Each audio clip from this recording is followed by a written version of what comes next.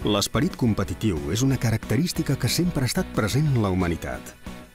L'esport, però, i concretament la natació, canalitzarà aquesta competitivitat en treball en equip, en esportivitat i solidaritat. Aquesta és la feina dels professionals que vetllen pels joves que s'inicien en la competició. La figura de l'entrenador té una importància cabdal perquè ha de saber trobar l'equilibri entre exigir que els joves es prenguin seriosament els entrenaments i que, al mateix temps, gaudeixin realitzant les pràctiques esportives.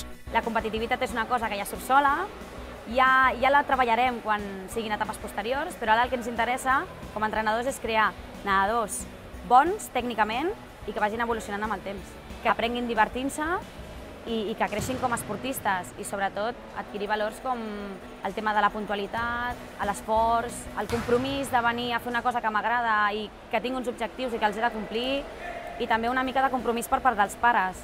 Si els pares no posen de la seva part, és impossible que l'esportista creixi.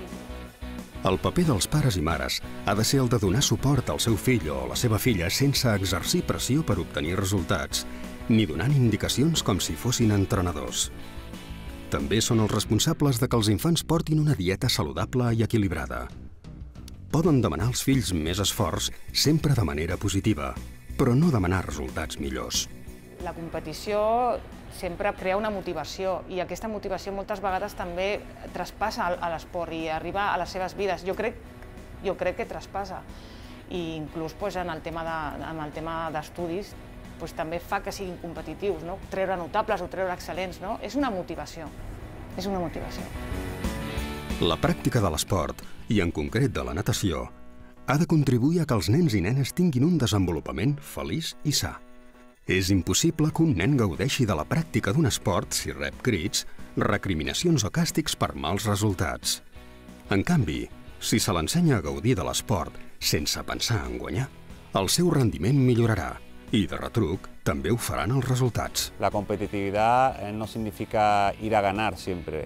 La competitividad significa ir a cumplir mis objetivos en una competición. Si mis objetivos son de mejora personal, si mis objetivos son de aprendizaje, si son de poner en práctica lo que he entrenado durante ese ciclo o esas semanas, lógicamente yo voy a disfrutar o a divertirme en la competición. En cambio, si mi objetivo es ganar a la persona o a las personas que tengo a mi lado, hay un componente de estrés porque yo no controlo cómo rinden en la competición esas personas y dependo de ellos, no depende exclusivamente de mí.